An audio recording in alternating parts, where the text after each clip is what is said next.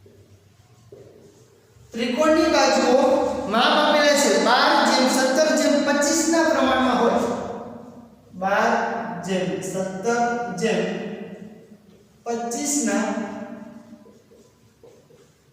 પ્રમાણમાં હોય. અને તેની પરિમિતિ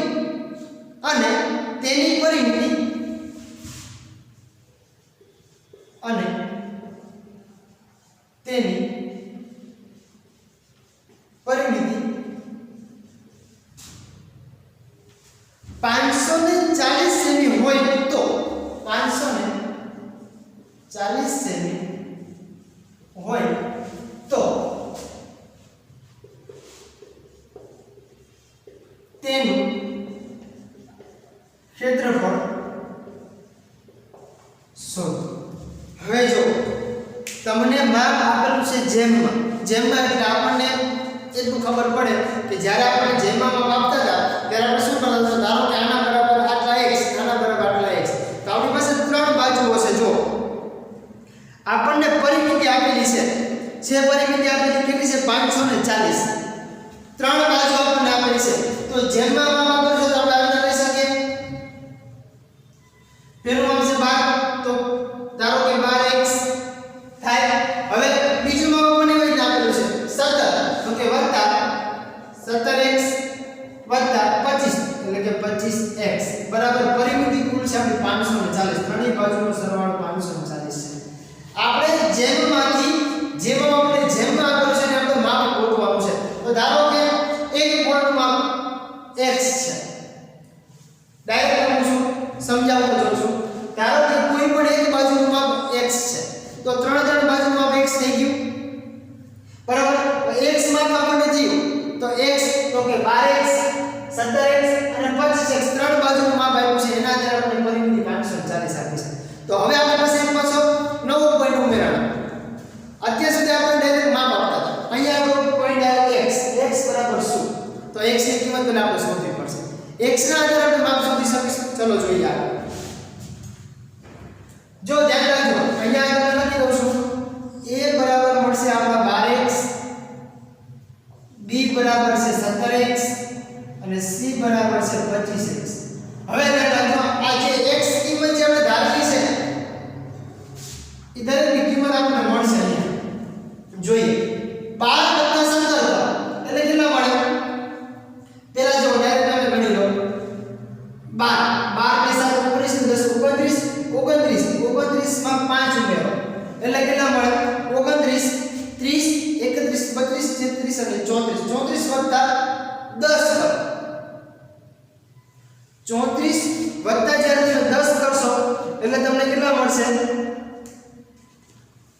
સોરી 34 વત્તા 20 કરવાના છે એટલે 44 અને 54 છે.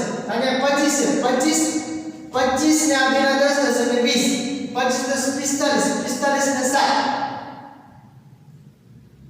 52 ને 2 54 એટલે આપણને આ મળશે કેટલા 54x મળે બરાબર 540 મળ્યા. હવે શું જોવાનું તો કે 54 ને x ની ગુણાકારમાં છે તો 54 બરાબર જો આવા દાખલા તમે આઠમા ધોરણમાં આવી ગયેલા છે બરાબર એટલે આમાં બહુ તમને ડિફિકલ્ટી નહીં હોય. ચલો તેથી x બરાબર 540 ના છેદમાં મૂકી શકીએ આપણે 54 એકા 54 અને 54 ને ધારો કે 110 તો 2 નો આ ભાગાકાર એટલે આપણને કેટલા મળે 10 મળે. તેથી x બરાબર 10 મળી ગયા આપણને. હવે આપણે શું જોવાનું છે તો હવે આપણે વિદ્યાર્થી મિત્રો ધ્યાનમાં લેવાનું છે શું તો કે ધ્યાનમાં આપણે લેવાનું છે x બરાબર કિંમત મૂકવાની છે. તો પાછો લખવું લખી શકું. તેથી દરેકની કિંમત મૂકું છું તો ધ્યાન રાખજો. પહેલા a બરાબર છે 12x. હવે હું x ની જગ્યાએ કિંમત મૂકીશ. x બરાબર કેટલા મળે છે 10 મળે છે તો 12 ગુણ્યા કરીશું 10 એટલે 12,120 મળે. સેમ ટુ સેમ p ની કિંમત b બરાબર છે 15x છે તો કેટલા મૂકીશ તો કે 15 ગુણ્યા 10 એટલે મને મળશે 150. ક્લિયર. એના પછી c તો કે c બરાબર છે કેટલા 25x છે તો કિંમત મૂકીશ કેટલી તો કે 25 ગુણ્યા 10 બરાબર મળશે 250. 50. હવે જો ત્રણેયની કિંમત મને મળી ગઈ. a બરાબર 120, b બરાબર 150 અને c બરાબર 250. તો હવે આપણી કિંમત કઈ થઈ a b c? તો કે a બરાબર 20, 120, 150 અને 250. આ ત્રણ કિંમત આપી છે. આપણે આને શોધવાના. શોધ્યા પછી આપણી કિંમત મળી a બરાબર 120, b બરાબર 150 અને c બરાબર 250. હવે શું કરવાનું? તો કે હવે આપણે ત્રિકોણનું ક્ષેત્રફળ શોધવું છે. તો એની પરિમિતિ જોઈએ. પરિમિતિ આપણને આપે તો પરિમિતિ આપણે ત્રણ માપના આધારે શોધી શકીએ. તો ચલો પાછી પરિમિતિ જોઈ લઈએ. તો અર્ધ પરિમિતિ લખું છું.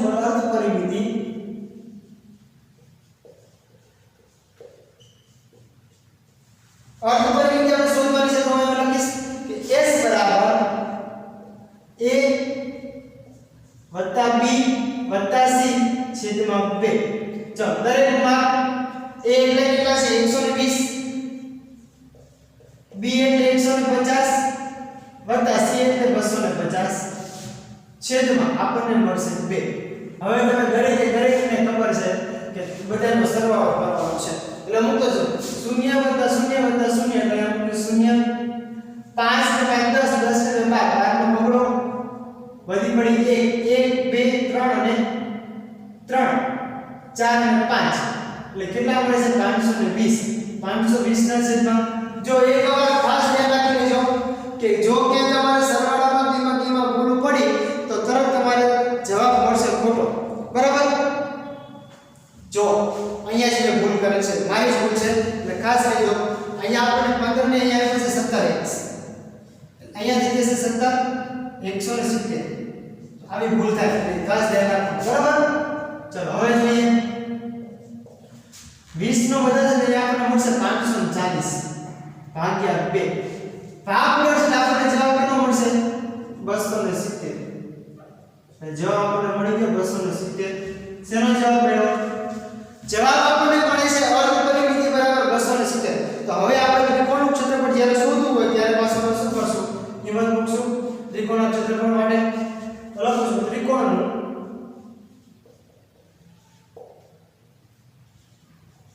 ક્ષેત્રફળ બરાબર ચલો રૂટની અંદર મૂકી દઈએ s કૌંસમાં s - a s - b અને s - c. ચલો ત્રણેયની કિંમત આપણને મૂકતા આવડે છે. બરાબર? તો કિંમતના આધારે આપણે પાસે દાખલો ગણી શકીએ. ચલો પહેલા કિંમત મૂકી s બરાબર કેટલા લેવા છે? 270. ચલો મૂકતા જવું છું સાથે સાથે 270 કૌંસમાં 270 - 120 270 - 170 270 - 250. ચલો હવે પાછા આના અંદર બાદબાકી કરશું. ચલો બાદબાકી કરી જોઈએ. 270 ને મૂકી દો ગુણ્યા 270 માંથી 120 કાઢો. પહેલા 27 માંથી 12 13 14 15 16 17 18 19 20 21 22 23 24 25 26 27 15 એટલે આપણને જવાબ મળશે 150. બાદબાકી કરી લેવાનું. 270 માંથી 170 કાઢો એટલે 100 વધારે કેટલા મૂકાશે? 100 ગુણ્યા 270 માંથી 250 કાઢો એટલે વધે આપણા 20. જોયું દરેકે બાદબાકી કરશો તો જ ખબર પડશે. બાદબાકી કર્યા વગર કઈ ખબર પડશે નહીં. ચલો હવે શું કરવાનું? તો કે એકેય સંખ્યા એવી નથી કે એકેયનો વર્ગ નીકળતો હોય છે. તો એક સંખ્યા છે કઈ છે? તો અહીં જો 100 નો વર્ગ નીકળે છે. વર્ગમૂળ છે તો સીધા ભાગ લઈ લઈએ આપણે 10 નો વર્ગ થાય એટલે વર્ગ બહાર લીધા. હવે જે સંખ્યા બની છે એને આપણે ભાગ પાડીને બહાર અંદર મૂકી દઈએ. બરાબર? એટલે સ્ટેપમાં વધારો થાય નહીં. આપણને સરળતા મળી જાય. 270 છે ને ભાગ પાડું છું 27 ગુણ્યા 10 એટલે 270 થાય. શેનું થાય છે એને શીખડાવું છું. પછી 150 છે તો 15 ગુણ્યા 10 કરો એટલે પાછા કેટલા મળે? 150. 100 તો નીકળી ગયા છે. 20 ના ભાગ પાડી દો તો કે 10 ગુણ્યા 2 10 * 20 થઈ ગયા. હવે જે સંખ્યા આપણને ડબલ મળે છે એ સંખ્યા ડબલ મૂકી દેવાની. જે સંખ્યા નથી મળતી એના ભાગ પાડી મૂકી દેવાની. બરાબર? તો ચાલો મૂકતો જાઉં છું. આ 10 12 એમ નામ છે પહેલા તો 27 ને ભાગ પાડી દો ભાગ પડે છે 9 તરી 27 ગુણ્યા એક આ 10 અને એક આ 10 જો બંને 10 નો ભેગા કરો તો શું થઈ જાય મારી પાસે 10 નો વર્ગ થઈ જાય હવે 15 ના ભાગ પાડવાના રહ્યા તો 15 ના ભાગ પાડો છો ગુણ્યા 5 ગુણ્યા 3 5 તરી 15 ક્લિયર પાછા 10 એકલા છે 10 ના પાછા ભાગ પાડી દો 5 ગુણ્યા 2 5 તો 10 થાય છેલ્લા બે નંબરે ગુણ્યા 2 હવે જો જે સંખ્યા તમે ભાગ પાડે છે સંખ્યા વિશે લાઈન કરવાનો આ 27 ના ભાગ પાડ્યા 9 તરી 27 15 ના ભાગ પાડ્યા 5 તરી 15 અને 10 ના ભાગ પાડ્યા 5 નું 10 બાકી બધી સંખ્યા એમ નામ છે આ જે 10 છે એના જો આ જે 10 છે એના મેં કયા ભાગ પાડ્યા છે તો કે 10 નો વર્ગ ભાગ પાડેલા છે એ તમને ખ્યાલ પડી જાય અને 2 જે છે 2 ને 2 નો મૂકી દીધેલા છે બરાબર તો ચલો હવે પાછું આપણે જોઈ લઈએ આપણે શું તો કે જે સંખ્યાનો વર્ગ અને વર્ગ નીકળે એટલે પહેલા બહાર કાઢી લો આનો તમને ખબર પડી કે તમે સંખ્યા મૂકેલી છે આનો બે ત્રણ તમને પાછું સમજવામાં તકલીફ ન પડે ચલો કમ્પ્લીટ આટલું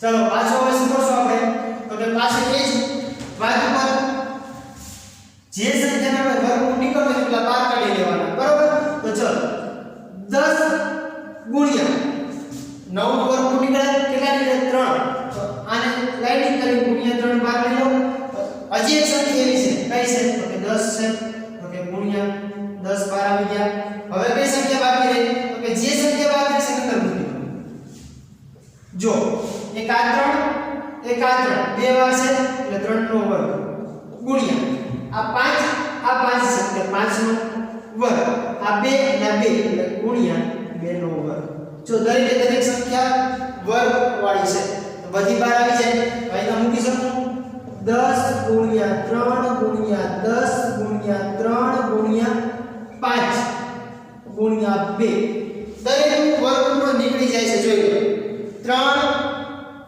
દરેકે દરેક સંખ્યાનું વર્ગમૂળ નીકળી જાય છે તો જોઈ લો તમારો લાવા તરત તમને ક્લિયર થઈ જશે બરાબર હવે જો બધાનો ગુણાકાર કરવાનો છે એટલે આપણને ખબર પડે 10 ગુણ્યા 3 કરો એટલે 30 30 ગુણ્યા 10 કરો એટલે 300 300 ગુણ્યા 3 કરો એટલે 900 900 ગુણ્યા 5 કરો 9 5 15 એટલે કેટલા થાય આપણને 9 5 45 45 એટલે કેટલા મળે આપણને 4500 મળે જો ગુણાકાર કરતો જવું છું ધ્યાન રાખજો 10 તરી 30 30 ગુણ્યા 10 કરો એટલે 300 300 ગુણ્યા 3 કરો નો ખબર પડે તો 300 ગુણ્યા 3 કરો એટલે મળે 900 900 ગુણ્યા 5 કરો એટલે 9 5 4500 એને ગુણ્યા 2 કરો એટલે જવાબ આપણને મળે 9000 કેટલો મળે 9000 પછી તો મૂકી શકો 9000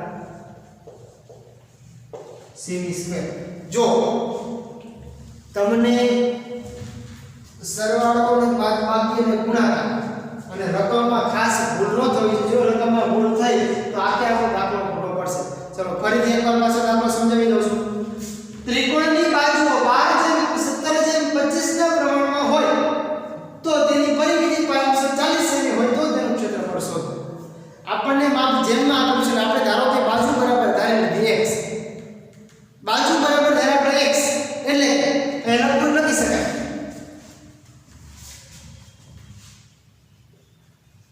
બાજુ બરાબર x તેથી a બરાબર 12x b બરાબર 17x અને c બરાબર 25x ચલો 12x 17x 25x બરાબર મેળા 540 ક્લિયર એના પછી આપણે જોયું બધાનો સરવાળો કરો જવાબ મળે 54x 54 ગુણ્યા x ગુણાકારમાં છે બરાબર ને ઓલી બાજુ તો ભાગાકારમાં થઈ જાય 54 ગુણ્યા 10 કરો મળે 540 તેથી x બરાબર 10 કમ્પ્લીટ x બરાબર 10 મળ્યા તો હવે જે આપણે x કિંમત જે શોધવાની જે બાજુ આપણે ધારેલી હતી કઈ બાજુ ધારેલી x બરાબર તો x બરાબર બાજુ a બરાબર 12x 12 ગુણ્યા 10 120 170 ને 250 આવી રીતે આપણને કિંમત મળે આ ત્રણેય કિંમતના આધારે કઈ કિંમત તો કે 120 170 અને 250 એ કિંમતના આધારે આપણે શું શોધ્યું તો કે આપણે મેળવા 270 શું મળ્યા આપણને અર્ધ પરિમિતિ મળી એના આધારે ત્રિકોણનું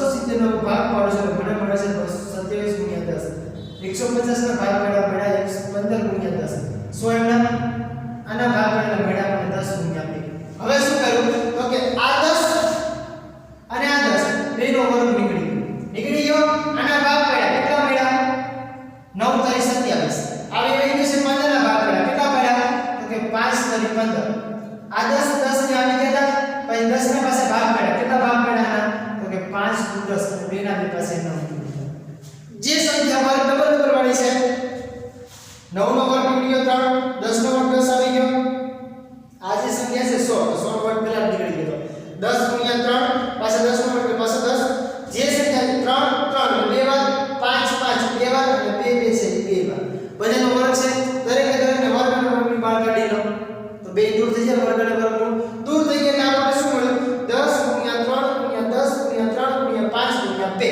હવે જો કેટલો મળે 10 તરી 30 ગુણ્યા 10 એટલે 300 300 ગુણ્યા 3 900 900 ગુણ્યા 5 એટલે 4500 ગુણ્યા 2 કરો ડબલ કરો એટલે થઈ જાય 9000 સેમી સ્ક્વેર આ આપણે સેમીમાં માપ કર્યું છે આપણે માપ પડી ગયું સેમી સ્ક્વેર આ તો સ્વાધ્યાય 12.1 નો દાખલા નંબર 5 હવે જે આપણે જોશું આપણે દાખલા નંબર નેક્સ્ટ લેક્ચરમાં જોવાના છે બરાબર તો જો સ્વાધ્યાય 12.1 નો દાખલા નંબર એક તો ત્રીજો ચોથો પાંચમો અને છઠ્ઠો